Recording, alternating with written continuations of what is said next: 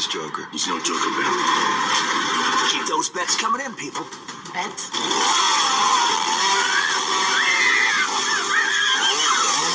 Now for a brand new contestant coming soon to a screen near you.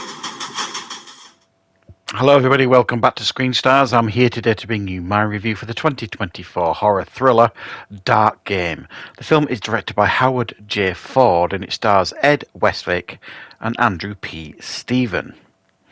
Now, the film follows police detective Ben, played by Ed Westwick, and he discovers that there is an online, on the dark web, game called Russian Roulette, where you've got a masked presenter with real life contestants who have to compete in games, and if they lose the games, they lose their life, basically.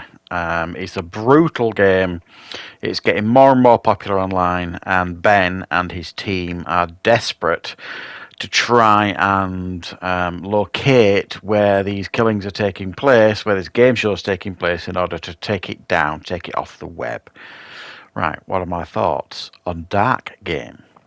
Well, this film, obviously, you know, it takes its inspiration from things like Saw and that kind of stuff, and there are aspects of this film that are quite gruesome.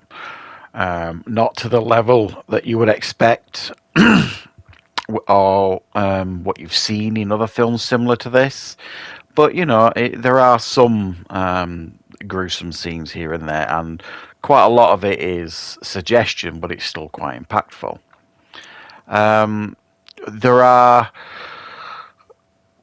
It's quite captivating to watch at times, because you've got the detective stuff going on. So you've got Ben and his team trying to trace where this broadcast is coming from, unsuccessfully, and they even go down Silence of the Lambs route at one point, because there's like this hacker who did something similar years ago that this detective Ben took down and sent to prison. They're not really getting anywhere with their search. The police, you know, IT department obviously aren't doing a good job of trying to trace it. So he essentially goes to jail and tries to get this guy to help them that he put away. And that's kind of an odd little storyline, because initially it looks like, oh, this could be quite an interesting dynamic, and it just goes nowhere. It's just gone as that storyline. It just seemed like a bit of an odd thing to do if it just had nowhere to go. And then you've got silliness going on in the film. Like, you've got the presenter of this game show, Russian Roulette. Now, what they do to get their contestants is it looks like he kind of scans the streets looking for potential candidates for the game show, and then sends out his crew to, you know, kidnap them, basically. But while he's kind of looking on his CCTVs for potential candidates, he's still got his bloody mask on. There's nobody else there. So the only reason that mask is on is for us, the audience, which is kind of a pointless exercise anyway, because you never at any point in the film, there's no big reveal as to who this presenter of Russian Roulette is. It's not somebody that we're being acquainted with, or this detective Ben's been acquainted with, or anybody else in the film. That reveal never takes place, so it just seems like an odd thing, really, to kind of have this guy in the mask all the time. It's just really done for show in the movie. In reality, in real life, you know, does he go to bed in that mask? I mean, what is the point? Actually, there's one point where he does take the mask off, and that's right at the end, but you don't see it, sort of thing. So it doesn't have any impact at all as to who this person is or anything, which it kind of fizzles that out. But the interest is actually quite kept quite intense throughout the film in regards to this game show, because it just keeps upping the odds, sort of thing. You know, it'll go online and it'll be like, right, you've put these two contestants against each other. One of them wins, one of them loses, and the one that loses, the audience gets to choose how they die. And they can kind of bid.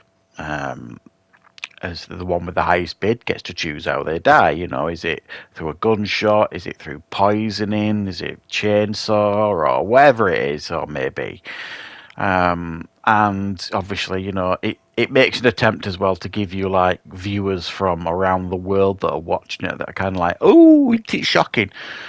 So when it kind of strays outside its comfort zone, this film, it feels a bit silly. Like when it's showing the reaction of audience members around the world watching it. I don't know about you, but I don't know how to get on the dark web. Apparently, this thing isn't being advertised on any socials. It's just on the dark web. So, how are these seemingly normal people watching this game show, Russian Roulette? I wouldn't know where to start to get on the dark web. I don't even know if the dark web is actually a real thing. But either way, it just seems a bit silly at times, this film, when it strays outside its core narrative, which is detectives and the police trying to find this location, and then the game show where contestants' lives are at absolute risk. That bit is absolutely the best part of the film.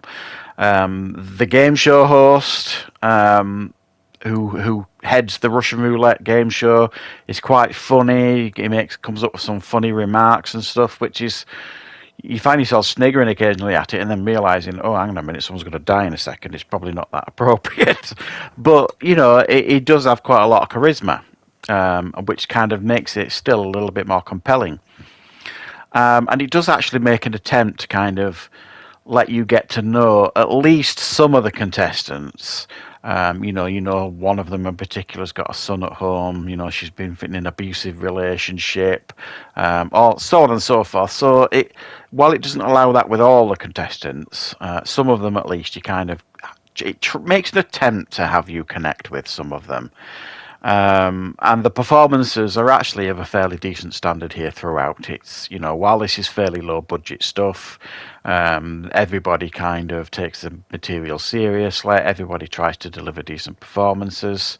And there's a couple of shocks here and there along the way as well, in regards to what you think is going to happen and what actually happens, like with the contestants on the game show, and you actually, feel bad, obviously, for some of them.